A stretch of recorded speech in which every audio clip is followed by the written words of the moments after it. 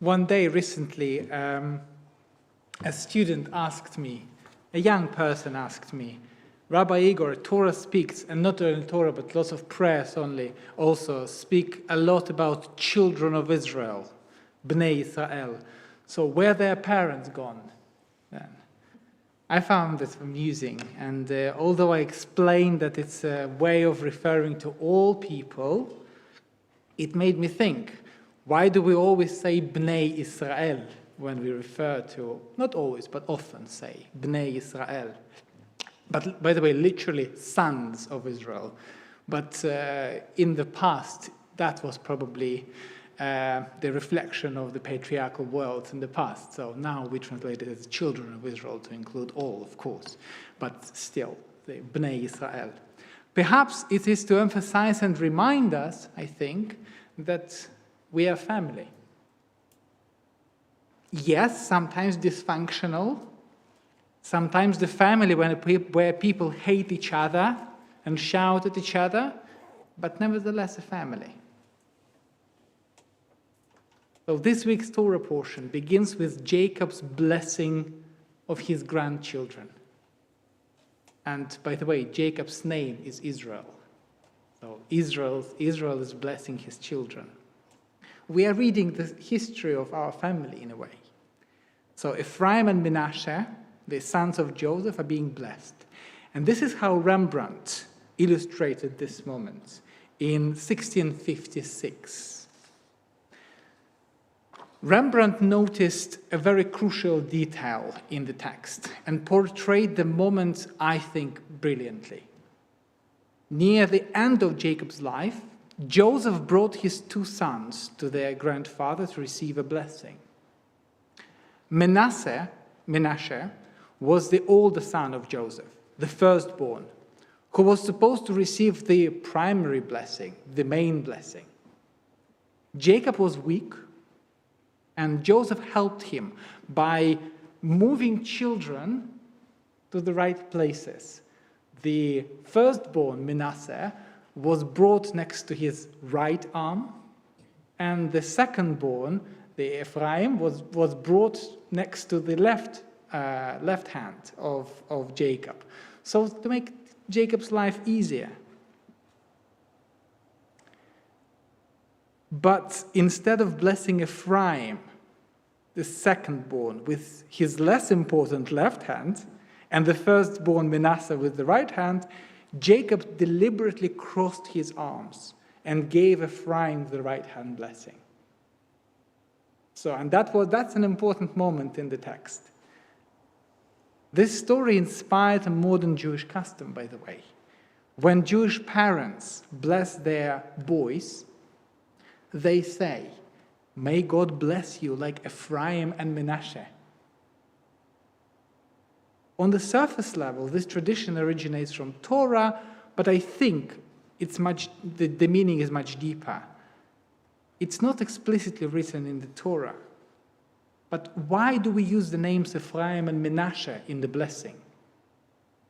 In all other places, we bless people with the names of patriarchs. I would say more important characters in the Torah. Abraham, Isaac, Jacob, Sarah, Rebecca, Rachel, and Leah. These are the main characters. Why, when we bless children, our own children, we say, especially boys, we say Ephraim and Menashe? I think it sends an important message. It doesn't matter when, in what order, and where you were born. You can still succeed in life. And of course, Jacob knows about the subversion of blessings more than anybody else, because he himself subverted the blessing and took the firstborn blessing from his older brother Esau. And now he's continuing it, that it doesn't matter whether you're born first, it doesn't matter who you are, you can still succeed in life.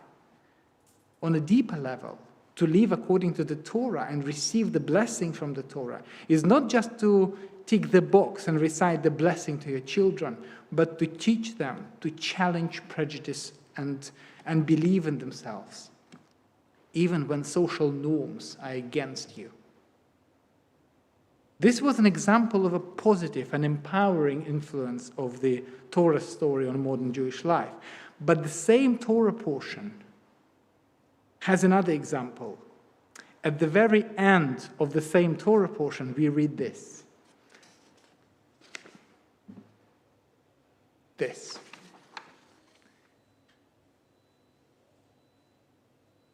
Vayir'u achei Yosef ki met avihem. When Joseph's brothers saw that their father was dead, so Jacob died, they said, "What if Joseph still bears a grudge against us and pays us back for the wrong that we did him?"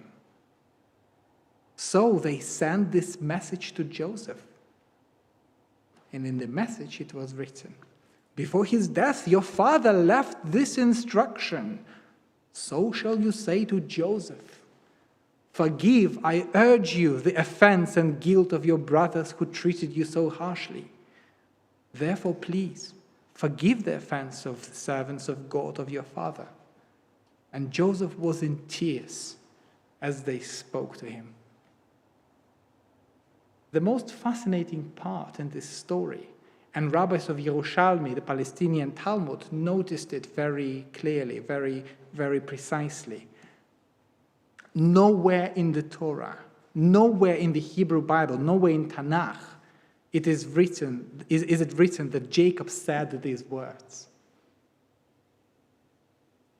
If you are a kind person, you would probably take a position and say that, well, probably Jacob said it, but it's just not written in the Torah.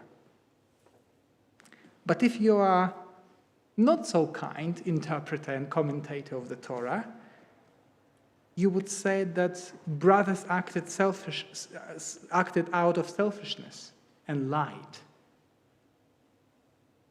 Does it mean that Judaism allows us to lie? What about the ethical standards of Torah and our religion that holds us to? What about the 9th commandment? Don't bear false witness against your neighbor. In other words, don't lie. So the rabbis of Yerushalmi, this is what they said.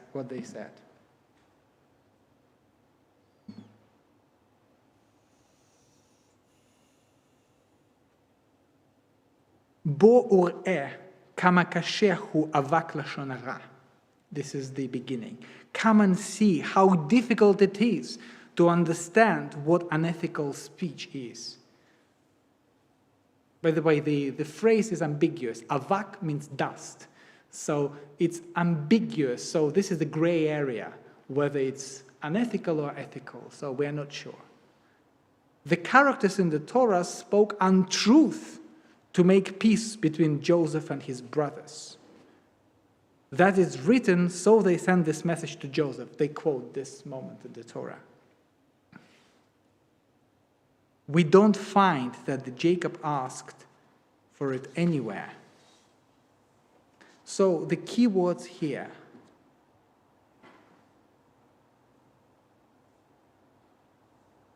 So it's a bit more nuanced understanding.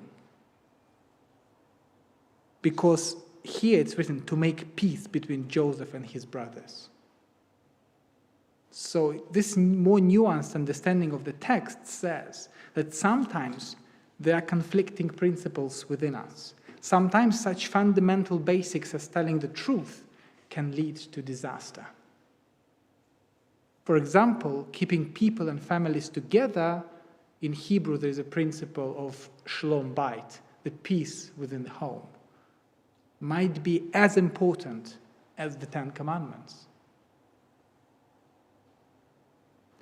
It is this text and this principle that I try to remember when I see what happens in modern Israel today, the country that bears the name of Jacob, of the person who we read about today.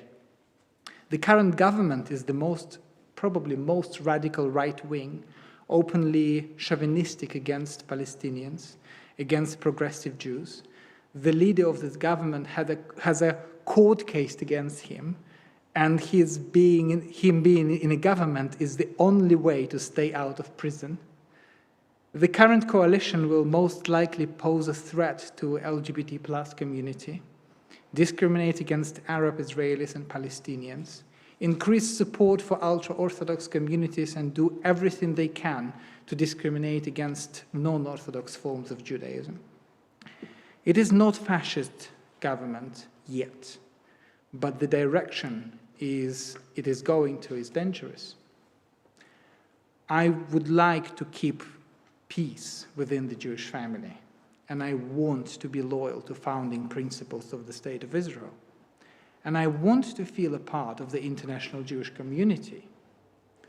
However, at the moment, I find it almost impossible to have a meaningful engagement with the State of Israel and its current government. The brothers were ready to lie to prevent violence and acts of aggression. I think today is not the time to stay silent and lie. Following the example of the Torah is the principle of equality and respect for all. Following this example, today we should do anything we can to withdraw support from the state, from the government of Israel, and increase our support to all who represent the opposition. I was not loud enough and often complicit when I saw signs of dangerous Russian path. Unfortunately, now I see similar signs within the State of Israel. According to the Torah, Jacob was buried there, in Israel, in the land of Israel, in Hebron, in the cave of Machpelah, the place that today represents the current tensions. I see more and more people within the Jewish community disengaging with the state of Israel and feeling angry that the Jewish community in the UK is talking about Israel at all. They want us completely to ignore it. This week we read about Jacob. At the end of his life, he asked his sons to bury him in Hebron, even though he happily lives in Egypt. Reading this story, I am reminded of a deep connection between the people and the land, which is why I cannot disengage.